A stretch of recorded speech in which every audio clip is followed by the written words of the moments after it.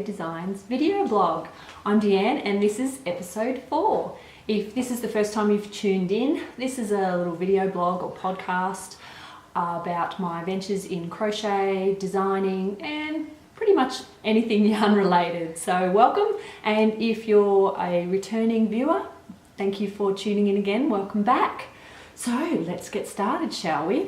Now, previously in my life, I mentioned that I was going to the Australian Wool and Sheep Show in Bendigo, Victoria.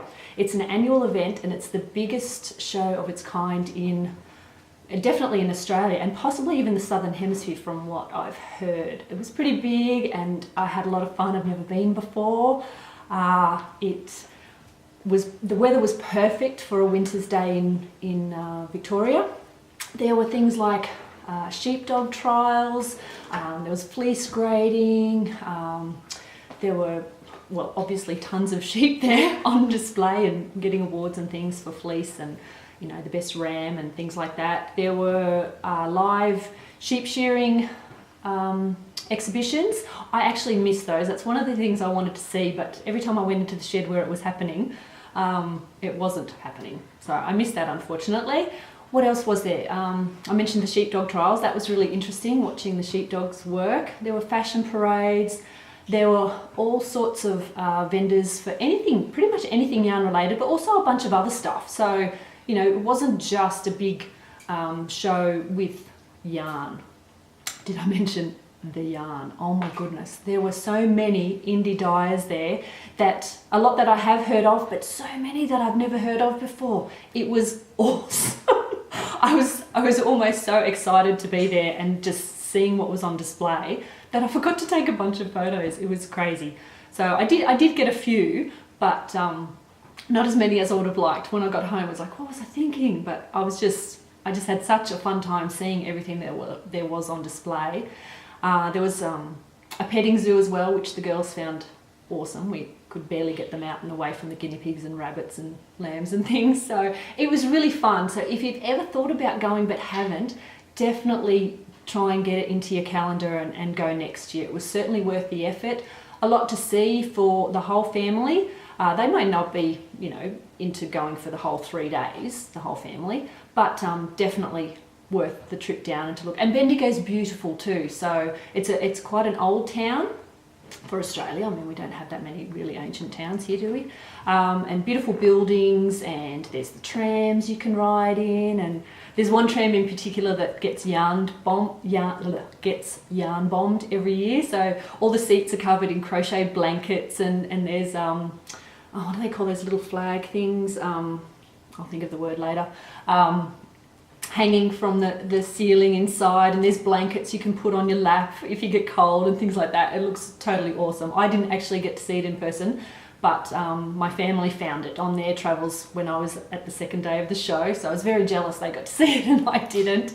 But anyway, it was really good fun, so definitely worth a visit if you've toyed with the idea of going and haven't yet. So I had a lot of fun. Saw a lot of people there that I've only dealt with online. Did a bit of fangirling. It was very embarrassing. It was almost stalkerish. It was terrible. But anyway, everyone was so nice.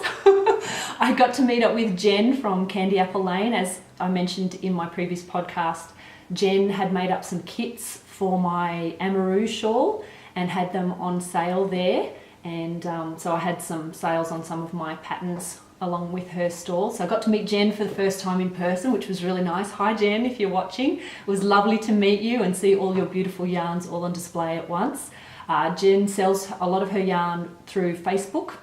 So if you want some beautiful coloured yarn that just brightens up your day, definitely check out Candy Apple Lane on Facebook and have a look at what Jen's got on offer there. And at Jen's stall too, there was Bryony from Gradient Yarn. Bryony specialises in yarns, obviously gradient, that slowly change from one colour to another. Oh my goodness, beautiful drill-worthy stuff. She also had some things that she'd made on display there too for sale, like little garments and things like that. So beautiful stuff by Bryony there. Hello Bryony, if you're watching too. So yeah, it was nice to meet them. And then when we were there, who else did I meet? I met Melinda from the Yarn Woman podcast. that was really nice. It's hard to miss Melinda with her very short hair and beautiful red lipstick. So it was lovely to meet you, Melinda, there. And she was lovely and bubbly. And I didn't get to meet Yanda mum. Her mum was there with her as well. Saw a lot of photos on her Instagram posts of her and her mum having fun together there, but didn't get to meet her. And I also met Georgie Hallam, which you might know as Tiki on Ravelry and Instagram. Georgie, I have had a lot of help from Georgie over the last few years, just online, never met in person. From one designer to another, I had a lot of questions when I first started designing, and Georgie was very kind and helped me out a lot in my early days as a designer. So it was awesome to finally meet her in person, and it was really, really nice to chat with her and to thank her in person for all the help that she's given me. So if you knit too, especially kid stuff, I mean, she does adult cardigans and all sorts of stuff too. Beautiful, beautiful designs. And I've made a lot of her designs over the last few years. So yeah, got to see Georgie there too. And Amber O'Brien, got to meet Amber O'Brien. She has some, her shawls at the moment that she's been releasing online are just spectacular. So yep, totally stalked Amber. I got my photo taken with her. Thanks, Amber, for not being totally freaked out by this random stranger approaching you out of the blue. So that was really nice to meet you as well. And I also met Peter from Dingo Dye Works, who was another person I was hoping to meet there. Met Peter virtually as soon as I arrived. I walked into the shed where Candy Apple Lane and Jen had their stall set up, and Peter walked in, of course, wearing her green beanie with the dingo pattern on it, so we all knew who it was.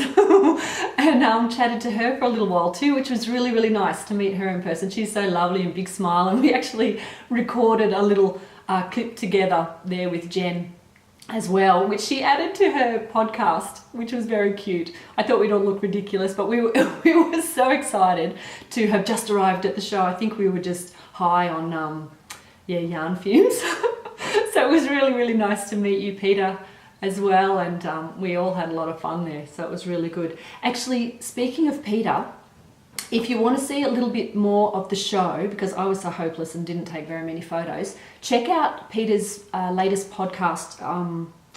Episode 17 is her post-Bendigo podcast, and she talks a lot about the show. She took quite a few photos and even some video of things she saw at the show. Check it out if you want to see more of what is on offer at the show. If you've never been before, check it out. It was definitely worth watching. And Peter also talks in that episode, which I found really interesting, about what affects the quality of the yarn that you end up using.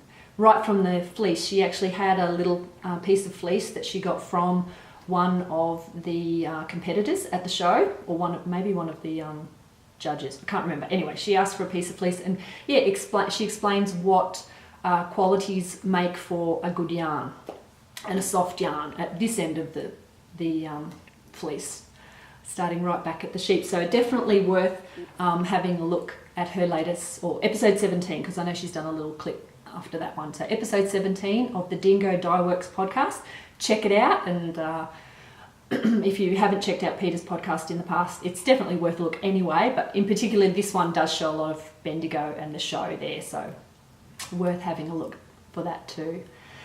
So yes, I had an awful lot of fun at the show. Did I mention that I bought some yarn? Yes, I did buy yarn. No big surprise there. Oh, there was so much on offer, you have no idea. You could just spend your entire lifetime's yarn budget at the Bendigo show. There was some awesome stuff on display. Not just yarn either, you could get roving, you could get spinning equipment, there was felting, buttons, just so much there. I didn't even see it all, you know. I went there for over the Friday and half the Saturday, because we had to leave then, and I thought I saw pretty much everything, and been watching people's Instagram feeds since then, and I'm like, I missed that. I didn't see that. Where was that? I can't believe how much I actually missed. There is just so much to see there. But probably a good thing for my credit card that I didn't see it all, because I definitely gave that a bit of a flogging while we were there.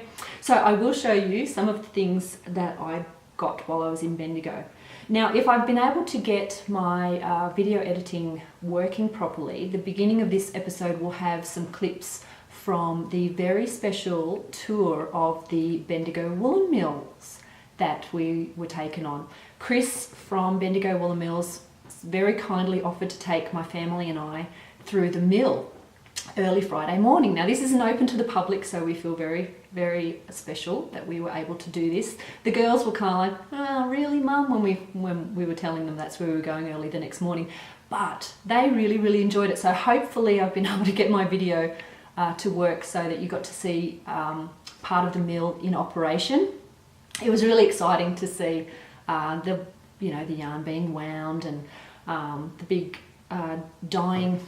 They've got like oven, well, kind of like ovens. They actually fill up with the hot water. So they hang all the yarn in these big things that look like an oven. You open the big door and they hang them in racks up the top, and they actually fill up with the dye in the liquid, and it's quite hot, and then they drain it out. And we saw one draining, and the water, when it drains out, is almost clear.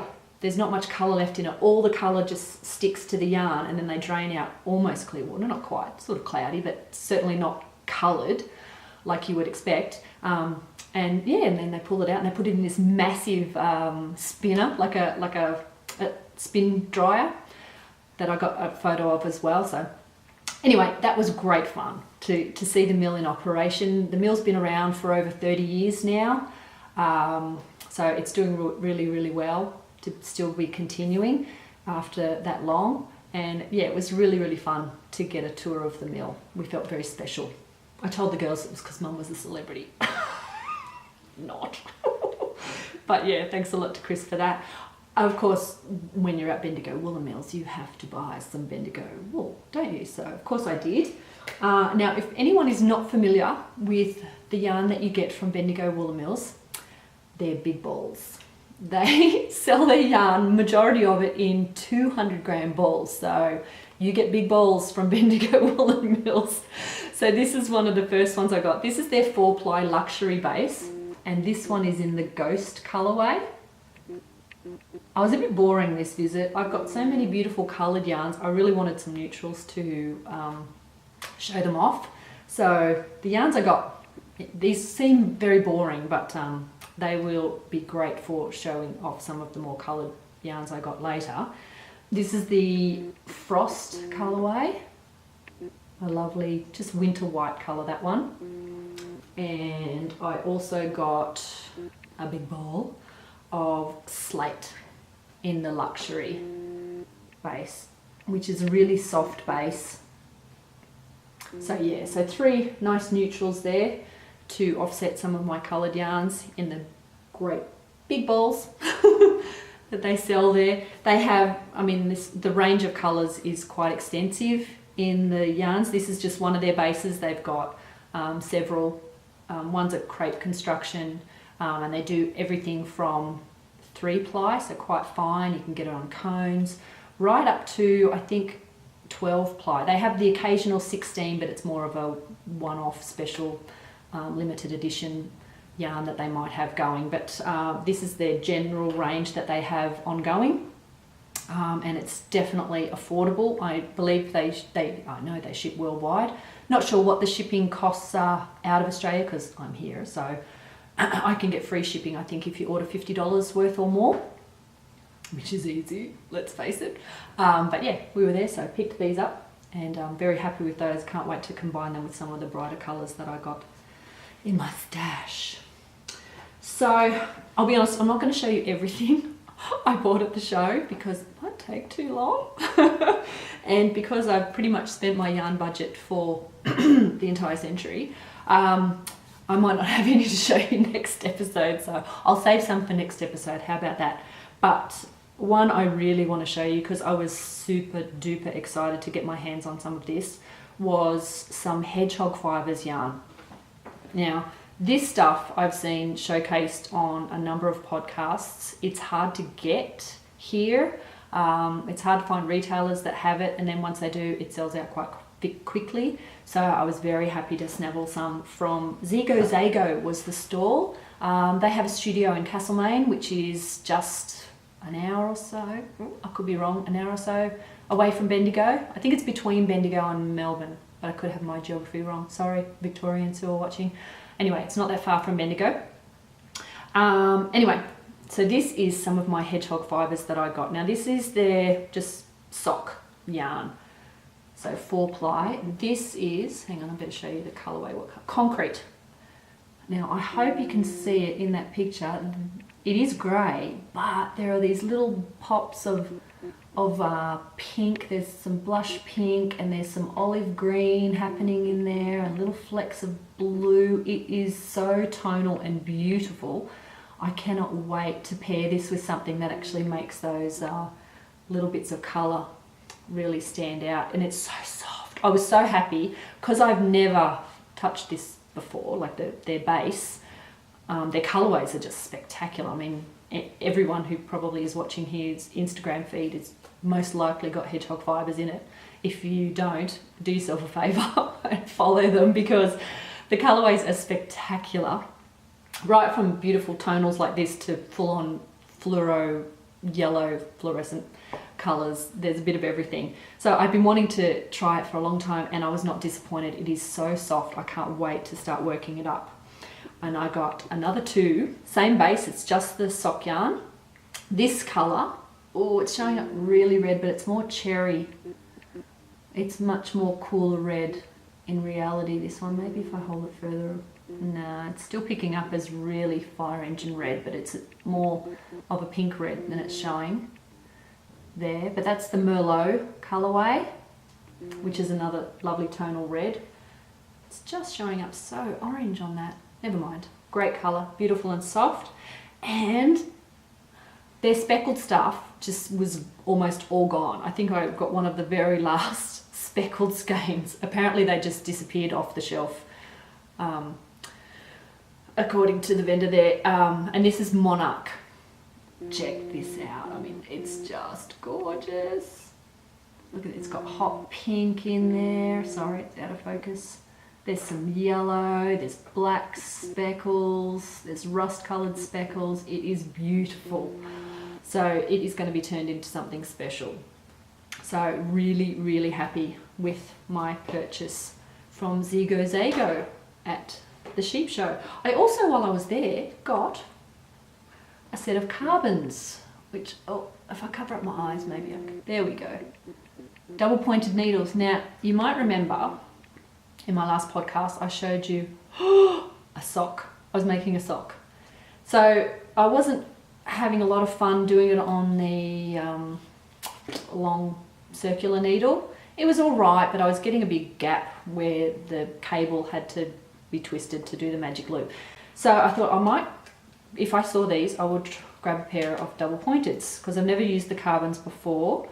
And I really like them. I know some people don't like them because they don't like the little bit of drag on them, but for me and how I knit, just that little bit of drag was perfect. They're not as slick as the Addydae turbos because I know I've got those in my, I don't know if they do Addydae turbos in double pointeds, but anyway, they're not, if you've got any kind of Addydae turbo, you know what I'm talking about. So they're not quite as slick as that, but for me with socks, these were perfect. So I really, really enjoyed using those. They're still in the packet. I've put them back in the packet, but I have used them because this is going to slip right into, well, this isn't finished objects. This is a hoe, a half object. I finished the sock. I know, I can't believe it, right? I thought I was going to be like 100 by the time I finished this sock, but I kind of got into it after a while. I'm, you know, some people are like knit socks obsessed, and I thought, what is it with that? Once I got into the rhythm of it, I have to say it was really, really enjoyable, and it went really fast. And so this is my half object, my finished sock. So skipping straight from stash enhancement to if works in progress because I've still got to do the other one. I have started it, but I've only finished the cuff, so that's how much I finished of the second one. Trying not to get second sock syndrome. So this sock, if you remember, is I followed the Smooth Operator pattern by Susan B. Anderson. If you've never knitted socks before and you're a little bit intimidated like I was, definitely do yourself a favour and try this pattern. It just takes you through step by step with photos how to do it. There's extensive information on how to get the right size for your foot. It was awesome, and it worked out well, I'll say it worked out perfectly, but I made them a little long. I've realised that I've got to make them about 1/2 inch shorter before doing the toe. I didn't pull it out and redo it because this will fit my sister perfectly. So she scored herself one sock. I have to finish it before she gets the pair. But anyway, definitely do yourself a favour if you've toyed with the idea of making a sock for the first time. Grab Susan B. Anderson's Smooth Operator Socks pattern and give it a go. It was really easy to follow doing it that way. So yes, very happy. And that's using I've forgotten the name of the Circus Tonic handmade multi for the main part of the sock. I'll put the name up after. It's slipped my mind for a second. And the contrasting toes, heels and cuff was that Vortex colourway that I got from Skein Yarn. I wound each of the colours off because it was one ball that had these 3 colours on it. So I just wound them off. Don't they look cute? And I did one colour for each section. So I thought they matched that multicolour colourway perfectly. So yeah, I did it all off the same ball. I mean, you can use scrap bits from anything, obviously, but it was really good having them all together, and they worked in really well. So very happy with my hoe. Hopefully I will have the second sock done. I've decided, because there's quite a few sock knit-alongs at the moment, and even though it has been 100 years nearly since I've done any knitting, I might even enter them in. Susan B. Anderson is having one herself, which is the Smooth Operator sock. So I think it's the SOS Cal. I will check for you, and I'll put down here the details for that knit along. And I know the Grocery Girls have the second sock of summer knit along as well, so I could enter that because technically I started before. So that knit along is designed for people making sure that they make the second sock. So I might even enter that into that. So if you are knitting socks at the moment, check out those knit alongs. They both have some lovely prizes on offer and some beautiful socks on show that people have made, so well worth a look. So I might have to do that later. So what else can I show you? Oh, from the show I also got, seeing that I was making socks, I bought myself a sock ruler. Have you seen these things? I know they were talking about them, I won't focus, on the Grocery Girls, and that's where I first saw it.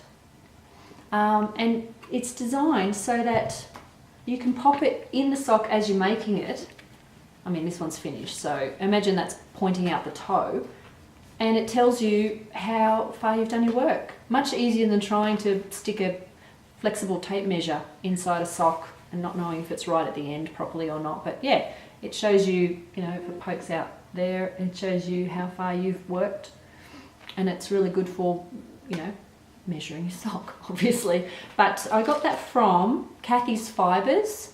Now, she told me that she's the only stockist in Australia for the sock ruler. I know you can order direct from them, so www.sockruler.com.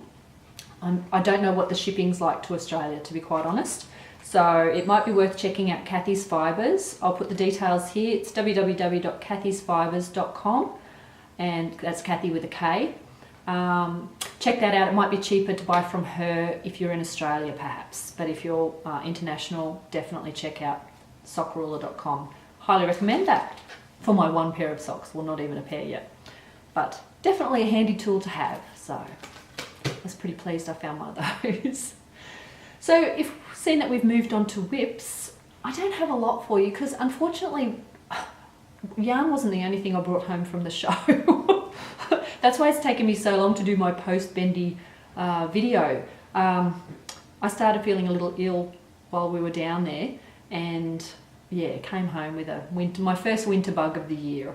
Nothing overly serious, it wasn't flu or anything like that, but just enough to make you feel pretty rotten for quite a while. So hopefully I won't break into any kind of crazy coughing fit before I finish filming.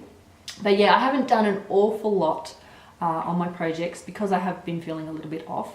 So not a lot to show you, but never mind, I'm feeling better, so that's the main thing. But I do have a little bit. So you might remember that the little rainbow hooded vest I showed you that I finished in my last video, and how I was going to try and rework it flat because I wanted to do that fancy seam down the side, even though I hate seaming.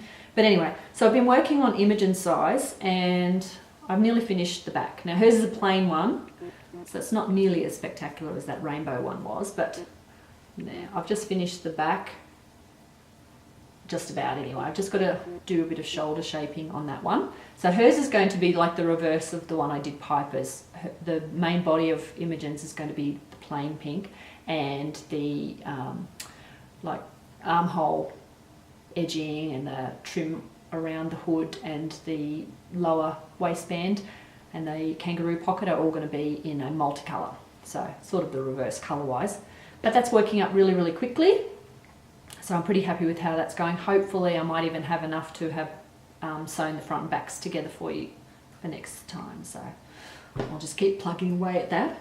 And the only other thing that I can really show you is, and it's not really much to show you, again it's just plain, so boring this time, is I'm starting a hat for Darren.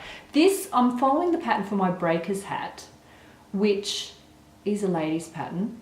Don't panic, it's only a ladies pattern because there's lace work down. I wore it in my second video, I think. It's down the side. I'm omitting the lace for the boy version, so this is the boys breakers hat. Darren just wanted a slouchy styled beanie for winter. So this is, can you tell where I got this from? This is obviously from Bendigo Woolen Mills. It was a special line they did. I think it's a 50-50 bamboo and wool blend, which they did as a special edition. Or maybe it was 80-20. This might be the 80-20, and I think their Stella yarn, their Stella range, which is now a permanent line of theirs, is 50-50. Hopefully I've got that right. Anyway, I think this colourway is graphite, but like I said, you can't get it anymore. But I thought it would make a really nice boy hat, just with sort of the ridge that goes around the stitching there. So not girly. It's not girly. And you might notice I see this piece of yarn I've got, and some of you might be wondering what that is. That is actually marks the beginning of my round, because this is done in the spiral, so I don't actually finish each round by slip stitching. I just keep going, so it slowly grows like that. And this is seriously my favorite way to mark the beginning or any kind of position in a row of crochet. I know you can get the little clip-on stitch markers, like I think knitters call them progress keepers, which clip on and clip off. I much prefer this because what you do when you reach that position, you just flop the yarn over. Flop, that's a terrible word to use, isn't it? Sounds wrong. Flop the yarn over one way and then crochet over the top of it. And then when you reach it again, the next row, you just flop it back the other way. And yeah, it just weaves in and out. As you can see there, it's woven in and out in the same position just to mark the beginning of my round. So nifty little tip, I discovered it, I didn't make it up, so I can't claim credit for it. I discovered it on YouTube somewhere. I came across it. Someone had posted a how-to thing and I thought, wow. And I showed a friend of mine who crochets, and she came back to me with, that literally changed my life.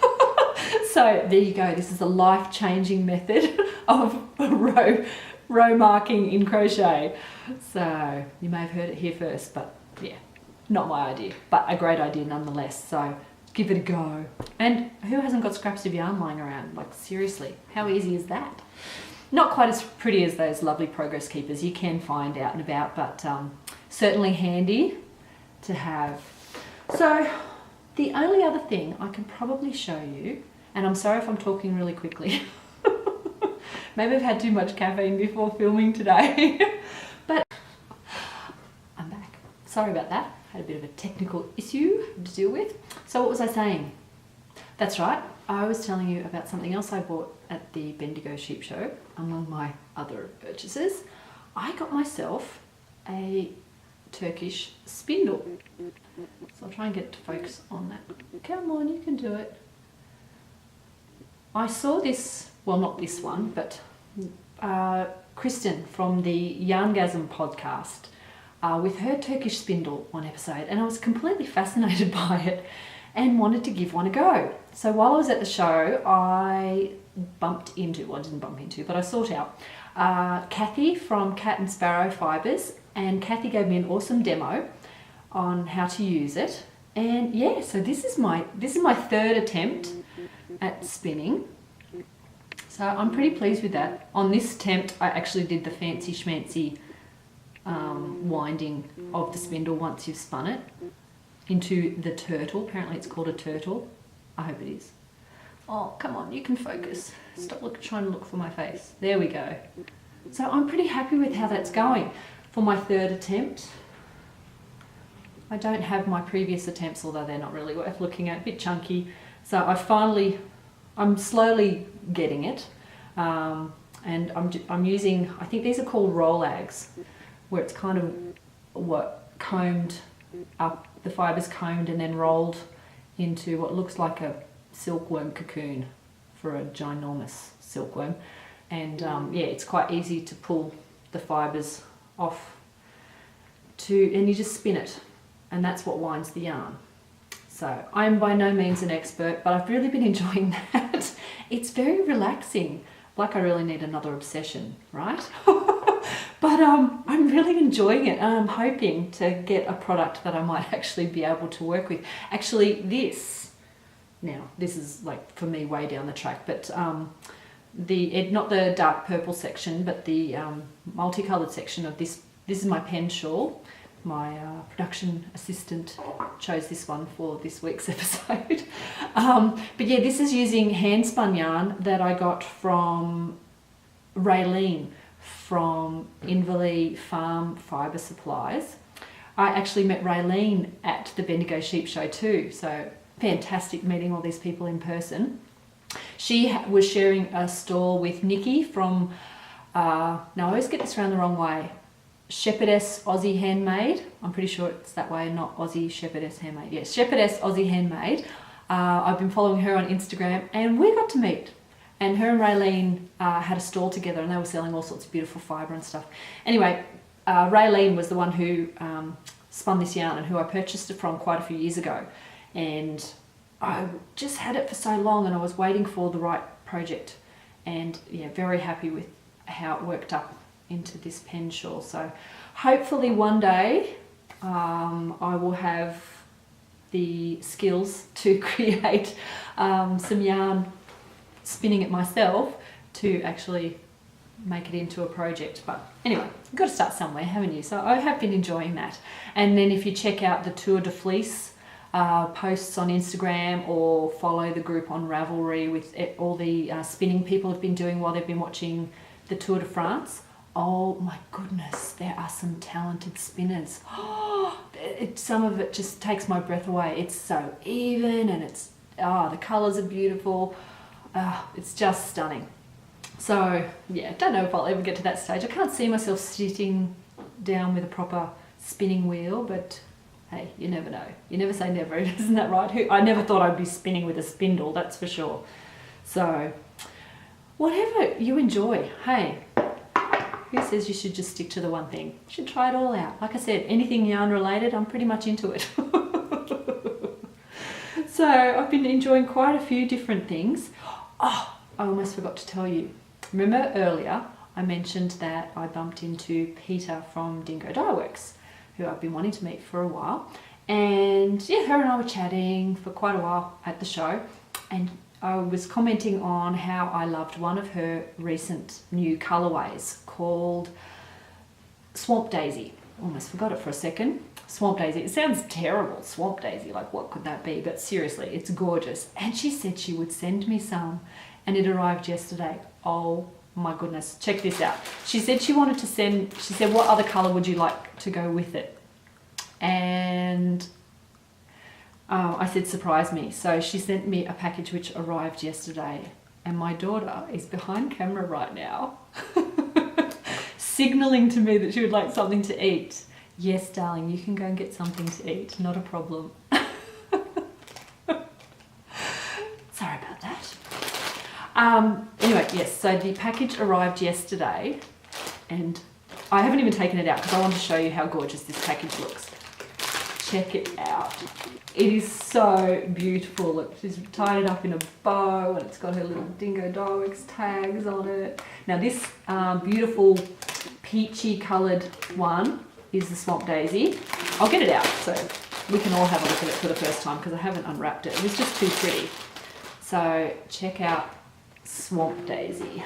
It certainly is a lot prettier than its name would suggest, but when you see a picture of the actual Swamp Daisy that inspired the colourway, you'll see why it is such a pretty colour, because it is just beautiful. So that's Swamp Daisy. This is in the Rigididge base, which is 85% extra fine merino, 15% nylon.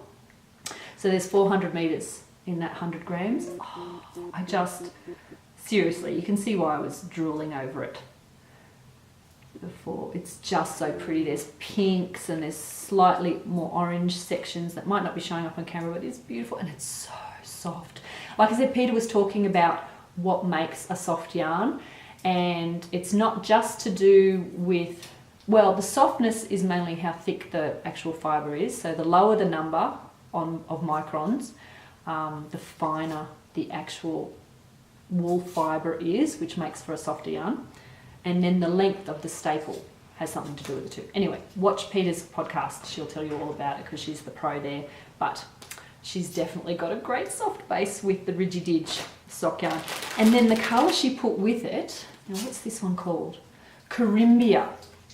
I'm not sure what a Carimbia, I think it's, I know I've seen it on her website and I can't off the top of my head remember what it is. I think it's a plant. I could be completely wrong there.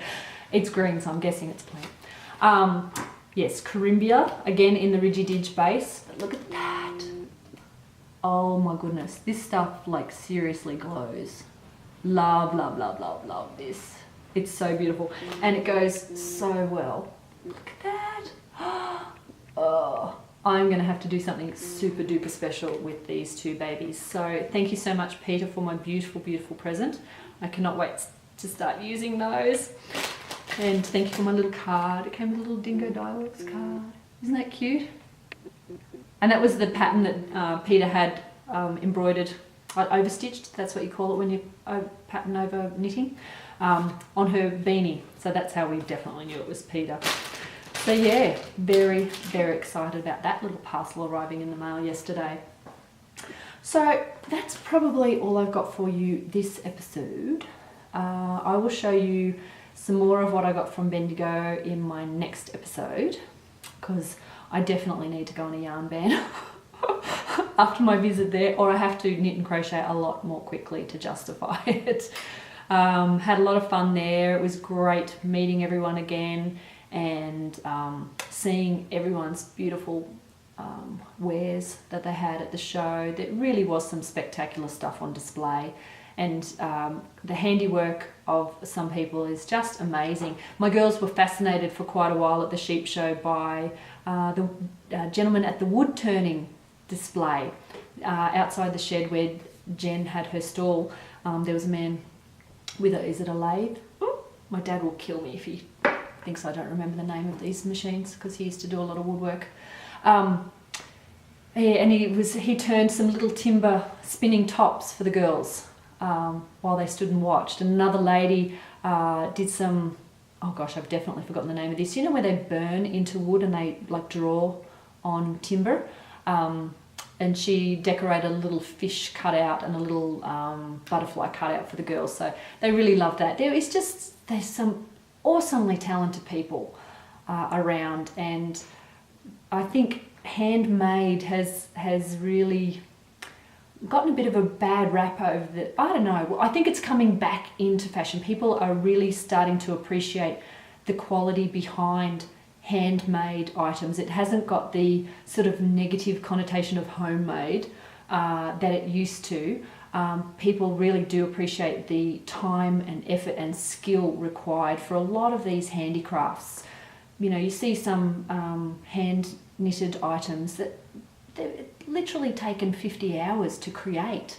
Never mind if the yarn's been hand spun in the first place. I saw a post on Instagram the other day, and I think the lady said she'd made a sweater, but she had like basically taken it from fleece to sweater, and it was a 2-year process. By the time she did it, obviously by herself, it would have taken a lot longer than if she'd had commercial means to say spin it or dye it. But I believe she did it right from the fleece to combing it to spinning it, dyeing it herself, and then knitting herself a sweater out of it. So how amazing is that? Like a 2-year process, but how special would that item be? And I think a lot more people are appreciating how special handmade items are, and not just for the end product, for the process as well. It's therapeutic. I read something online just this morning, I think, and it was talking about how calming knitting and crochet is for the mind, just to do. And I think a lot of crafts fall into that category of how calming they can be. The rhythmic quality of what you're doing is good for the mind, and yeah, it's good all round. So that's why I'm teaching my children, my girls, how to crochet and do crafty work like that. I think it's really important. It has been sort of underrated for a little while, and it's time it came back to the forefront, I think, and people appreciated it again. So it was great being with a bunch of people who were like-minded that way. And one thing my husband noticed in particular, between all the vendors, even though they may have been selling the same thing, like a yarn vendor next to another yarn vendor, there was no competitive spirit there. It was, you know, you could be talking to one person saying, do you have this or this? And they say, oh, I don't have that. But if you go across there, you know, they've got those over there, or they've got that over there. It was awesome. The support between the vendors was amazing. I just loved it because even Peter from Dingo Dye Works was showcasing other yarn dyers. Now they're in technically direct competition to one another, and yet here she is highlighting them in her podcasts and things like that. And that's the kind of thing I saw a lot of, and do see a lot of at things like that. I saw it too at my local annual yarn event. It's called A Celebration of Wool at the Old Bus Depot Markets here in Canberra. And you hear there was the my local yarn store owner, Laura. I was with her, and she spent, I reckon, half an hour explaining to one of the yarn vendors, so technically her competition, who to see about getting designs made for her yarns, getting ideas from other yarn dyers who she highly recommended. There was no, I'm not talking to that person because they're the competition thing happening at all, which is really refreshing. Seriously, it's just so nice to see.